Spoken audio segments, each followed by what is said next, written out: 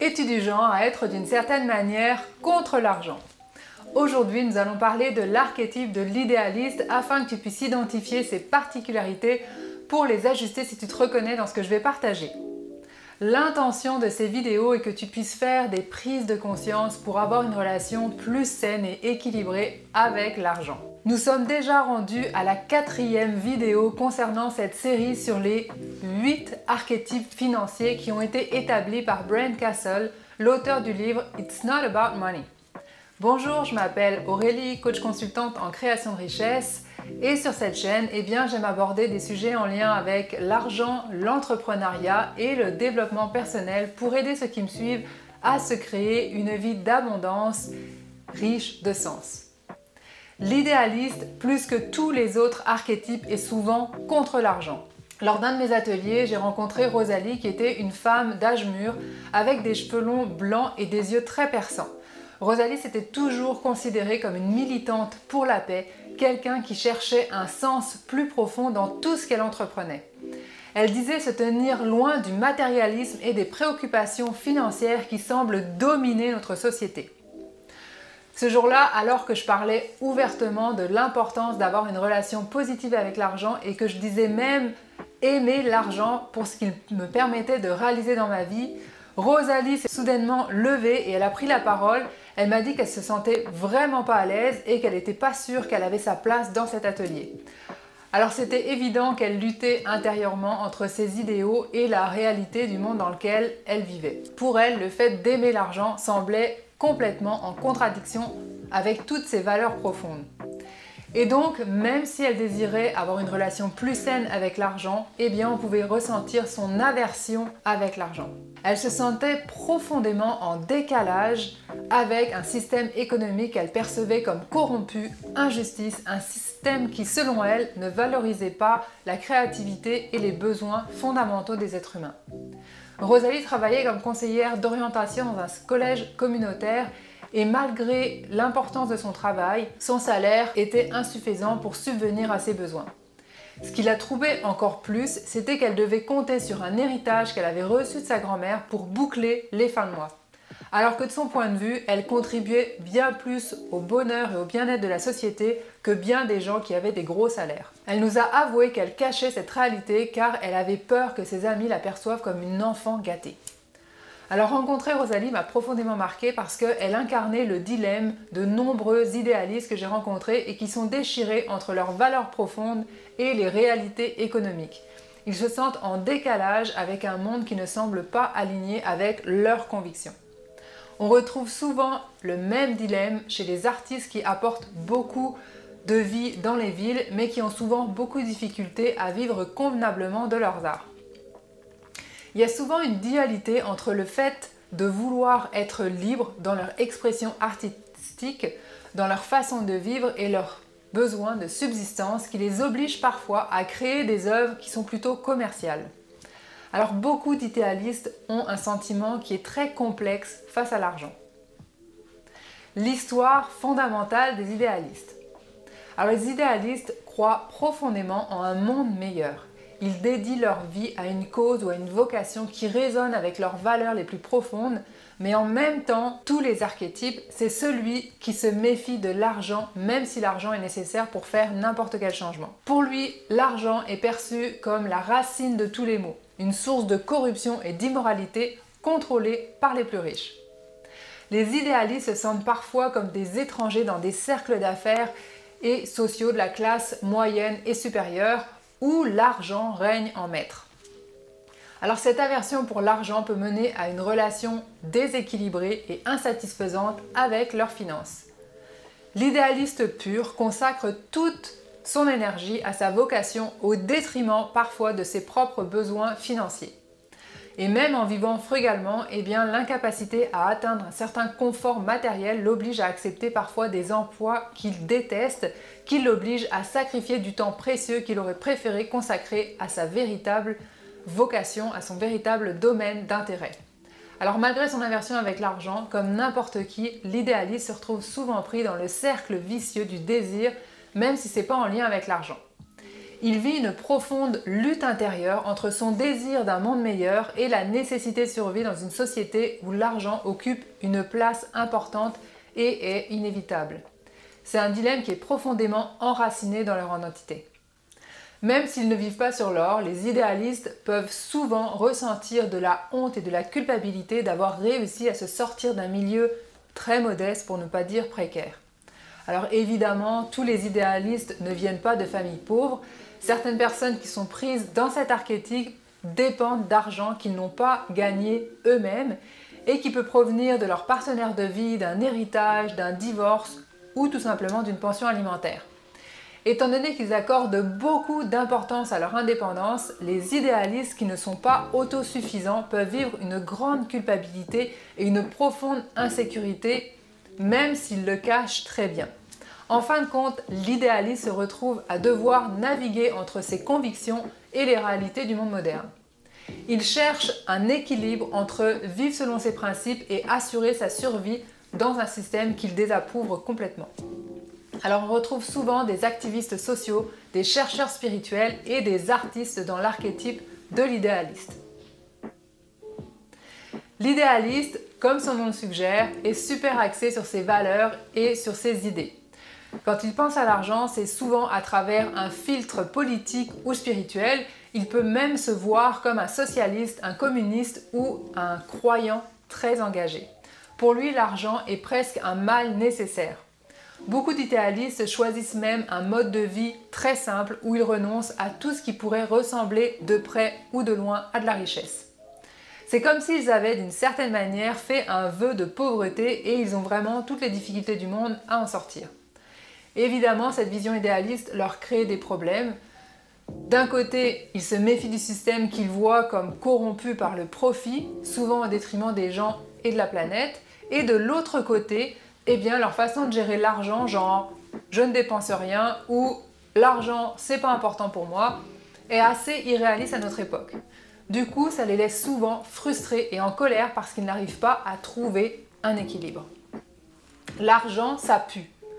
Tout comme certains préfèrent économiser et d'autres dépenser, eh bien, les idéalistes s'appuient sur leurs convictions pour éviter de souffrir. Quand l'idéaliste ne gagne pas assez d'argent pour se supporter lui-même, il devient financièrement vulnérable parce qu'il doit se comporter d'une façon acceptable pour ceux qui le soutiennent s'il ne veut pas se faire couper les vivres. Alors c'est compliqué pour les idéalistes puisqu'ils ont un petit côté rebelle. Alors même si cette vulnérabilité est souvent trop profonde et effrayante pour être vraiment consciente, ça n'empêche pas que ça les frustre énormément. Quand un idéaliste dépend financièrement de quelqu'un d'autre, d'un partenaire, d'un parent ou même de l'État, eh bien ça crée une grosse tension chez lui. Il ressent comme une injustice, une espèce d'indignation qui lui fait se demander « mais pourquoi est-ce que je devrais rendre des comptes ?» Ou bien alors « si je veux pas être mêlé à ce monde où l'argent est roi ?» Cette colère est souvent dirigée vers la personne ou l'institution dont il dépend pour vivre. Mais même ceux qui ne dépendent pas de personne sabotent parfois leurs propres finances pour rester fidèles à leur liberté créative ou spirituelle. Ils préfèrent se concentrer sur ce qu'ils pensent être leur vraie mission plutôt que de gérer leur argent, même si ça veut dire faire de gros sacrifices financiers. La tête dans le sable. Tous les idéalistes ne sont pas pauvres, mais beaucoup préfèrent éviter de s'occuper d'une manière générale de l'argent. Même si plein d'idéalistes sont indépendants financièrement, eh bien il y en a aussi pas mal qui, même s'ils ont des sommes d'argent confortables, ressentent de la culpabilité ou de la honte à ce sujet. Par exemple, l'idéaliste aura tendance à se faire passer pour quelqu'un de fauché pour ne pas montrer qu'il a de l'argent. Pour certains idéalistes, se consacrer à ce qu'ils aiment et en quoi ils croient peut vraiment mener à une vie bien remplie et abondante. Certains espèrent même que leur travail sera enfin reconnu au point de leur apporter la richesse, mais ils considèrent cela comme un heureux accident, pas comme quelque chose à planifier. Par exemple, si un artiste qui est clairement influencé par l'archétype idéaliste reçoit à un moment donné une somme importante d'argent parce qu'il a vendu ses œuvres après un travail acharné, eh bien il y a de grandes chances qu'il ait du mal à gérer cet afflux d'argent puisqu'il a toujours été anti-argent pendant des années. Cette tendance à éviter l'argent peut souvent laisser les idéalistes, après 10 ans de succès professionnel, à se demander « il est passé où mon argent ?» Ou alors « pourquoi est-ce que ça ne m'est jamais arrivé ?» si jamais ils n'ont pas rencontré le succès financier. Hippie avec l'argent. Dans les années 60, des millions de personnes aux États-Unis, notamment ceux qui sont devenus adultes à cette époque, se sont rebellés contre la génération de leurs parents. Ils ont rejeté complètement le système, la guerre au Vietnam et ont adopté des points de vue anticonsuméristes influencés par le marxisme et d'autres idées radicales. Alors ces hippies pensaient que le monde était au bord d'un grand changement, que l'économie monétaire allait s'effondrer et que nous allions retourner à un mode de vie beaucoup plus simple basé sur le troc et la réciprocité. Beaucoup de ces personnes ont délibérément choisi de vivre du chômage ou de l'aide sociale, non pas par nécessité, mais parce qu'ils considéraient cela comme une manière noble de défier le gouvernement qu'ils voyaient comme corrompu en se consacrant à leur propre travail important. La révolution qu'ils attendaient tant ne s'est finalement jamais produite et avec le temps, ces mêmes idéaux sont devenus vraiment difficiles à maintenir. Alors ironiquement, cette même génération se trouve maintenant en pleine période de prospérité et de pouvoir d'achat et nombreux sont ceux qui ont accumulé beaucoup plus d'argent qu'ils n'auraient pu l'imaginer auparavant. Pourtant, ils restent profondément attachés à leurs valeurs progressistes. Ces idéalistes, avec leur méfiance envers les grandes entreprises et Wall Street, sont souvent sceptiques face au système financier établi. Ils préfèrent investir dans l'immobilier, l'art ou soutenir les entreprises de leurs amis plutôt que de faire confiance aux grandes institutions. Mais maintenant que cette génération se rapproche de la retraite, et dans certains cas hérite de sommes d'argent considérables, eh bien elle se retrouve à un carrefour. Ils doivent concilier leurs valeurs et leurs principes avec la nécessité de prendre des décisions financières concrètes, ce qui n'est pas toujours facile. Beaucoup d'idéalistes, peu importe quand ils ont atteint l'âge adulte, doivent revenir à leurs valeurs et attitudes face à l'argent, surtout lorsqu'ils commencent à fonder une famille ou à penser à leur succession. Beaucoup d'idéalistes épargnent peu pour leur retraite parce qu'ils passent leur vie à travailler pour des causes importantes et qu'ils n'accordent pas d'importance à l'argent. Mais quand ils ont des enfants, ils se rendent compte que cela a des conséquences. Les convictions des idéalistes sont souvent aussi intenses que justes, mais parfois, elles peuvent servir de paravent pour éviter de faire face à la vulnérabilité qui se cache derrière. Ceux qui s'identifient à cet archétype peuvent douter de leur capacité à réussir dans le monde. Plus nos croyances sont intenses, plus nous sommes réticents à les affronter pour voir ce qu'elles cachent. La bonne nouvelle, c'est qu'affronter nos plus profondes vulnérabilités n'est jamais aussi effrayant en réalité qu'en imagination. Revenir à soi. Les artistes, activistes et chercheurs spirituels qui opèrent sous l'archétype de l'idéaliste ont une bonne capacité à déceler l'hypocrisie et voient souvent très clairement et avec précision les limites du système ou d'une idéologie en général. Si tu as un esprit critique bien affûté qui te permet de mettre en lumière les mythes populaires, eh bien je te mets au défi d'utiliser ce même regard sceptique pour examiner ce qui suit. En mettant de côté pendant un moment les façons dont tu crois que le système est corrompu, porte ton attention sur toi-même. Pose-toi la question suivante. Qu'est-ce que tu ne vois pas, peut-être, en lien avec ta relation à l'argent ? En quoi ta relation à l'argent est-elle contradictoire, voire hypocrite? Si tu es un idéaliste avec une somme substantielle d'argent que tu n'as pas gagné toi-même, comment ta vie serait différente si tu avais dû gagner cet argent par toi-même? Tes croyances sur l'argent ou la manière dont tu le traites seraient-elles différentes? Et si oui, comment? Ton manque d'attention à ce qu'il faudrait pour devenir autonome sert-il vraiment ton art ou ta cause? Si tu avais plus d'argent, imagine un instant tout le bien que tu pourrais faire. Donc fais la liste des manières dont l'argent pourrait servir tes idéaux à toi. Les avantages de rester un idéaliste. Évidemment, comme dans chaque archétype, il y a des avantages à être un idéaliste. La plupart des idéalistes pensent qu'ils doivent se distancer du statu quo pour créer de grandes œuvres, être des activistes efficaces ou suivre une voie spirituelle authentique. Pour créer cette séparation, ils choisissent souvent de ne pas se concentrer sur l'argent en refusant de savoir combien ils ont, combien ils dépensent ou combien ils gagnent. À court terme, cela peut sembler être une manière plus libre et plus facile de vivre. Au lieu de se remettre en question, les idéalistes pointent souvent du doigt les autres personnes ou l'argent lui-même comme étant le problème. C'est évidemment beaucoup plus simple de blâmer les autres, le système, plutôt que de faire le travail intérieur difficile d'examiner nos propres hypothèses et de voir comment elles nous aident ou elles nous sabotent. Alors on est d'accord, notre système financier a de nombreux aspects qui peuvent être vraiment améliorés et les défis auxquels sont confrontées les personnes nées dans la pauvreté sont inimaginables pour ceux qui ont la vie facile financièrement. Personne ne peut nier les abus de pouvoir de certaines grandes fortunes ou entreprises, mais les gens qui réussissent à provoquer le changement sont souvent ceux qui ont trouvé un équilibre en eux-mêmes sans vivre constamment en opposition au monde. La bonne nouvelle, c'est que peu importe les travers de ton archétype financier, eh bien si tu le veux, tu peux les changer. Parfois, les idéalistes sont tellement pris dans leurs idéaux qu'ils sabotent inconsciemment leurs opportunités professionnelles. Mais s'ils examinent réellement les racines de leurs croyances, eh bien, ils vont découvrir que l'argent n'est pas le monstre qu'ils imaginaient. Cela leur permet de devenir des ambassadeurs bien plus efficaces pour les changements sociaux qu'ils recherchent tant. Alors demande-toi ceci. Est-ce que tes convictions valent vraiment le prix que tu paies dans ta vie financière? Seras-tu plus libre d'exprimer tes idéaux si tu étais libéré financièrement? Si ta relation avec l'argent te rend malheureux et que tu reconnais dans l'archétype de l'idéaliste, eh bien il est temps de réfléchir à ces questions et de prendre des mesures concrètes pour t'en libérer.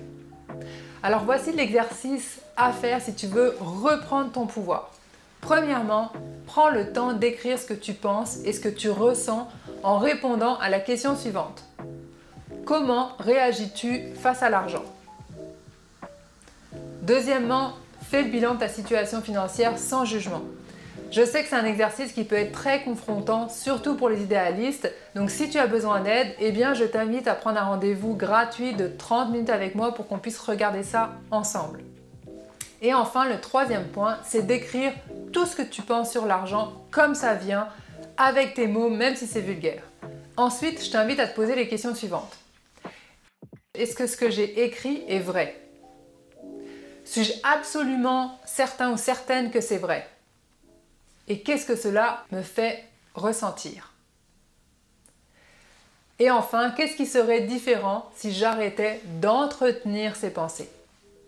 Alors en résumé, tu es probablement un idéaliste si ta vocation principale est artiste, musicien, artiste de spectacle ou si tu travailles pour une organisation à but non lucratif. Tu ne gagnes pas assez d'argent pour devoir déclarer tes revenus aux impôts ou bien alors tu gagnes suffisamment mais tu choisis de ne pas déclarer tes impôts. Tu dépends beaucoup de l'aide financière des autres, dans ton passé ou ton présent, pour subvenir à tes propres besoins. Tes investissements sont principalement dans des petites entreprises, des biens immobiliers individuels ou des collections d'art ou de musique car tu te méfies des grandes entreprises. Et si jamais tu investis en bourse, eh bien tu as fait le tri pour éliminer certaines combinaisons d'entreprises comme celles qui sont liées au tabac, aux pollueurs environnementaux, aux fabricants d'armes, aux centrales nucléaires, aux fabricants d'alcool et aux entreprises accusées de pratiques de travail injustes. Alors évidemment, il y a un certain pourcentage d'autres personnes qui ont des archétypes qui utilisent aussi ce type de tri, mais pratiquement tous les idéalistes le font et le feraient s'ils possédaient des actions. Et enfin, tu es plus susceptible de donner 5 $ à une personne dans la rue qu'à une œuvre de charité organisée. Alors voilà, ça fait le tour de ce que je voulais te partager avec l'archétype de l'idéaliste. J'espère que tu as apprécié cette vidéo et que ça t'aide à en comprendre un petit peu plus sur toi-même et sur ton entourage. Donc laisse-moi un commentaire pour me partager tes prises de conscience. Pense à liker et à partager cette vidéo si tu penses qu'elle peut aider certaines personnes de ton entourage à avoir une meilleure relation à l'argent. La semaine prochaine, nous allons étudier l'archétype de l'accumulateur qui recherche la sécurité et l'abondance en accumulant plus d'actifs financiers. Alors je te dis à la semaine prochaine!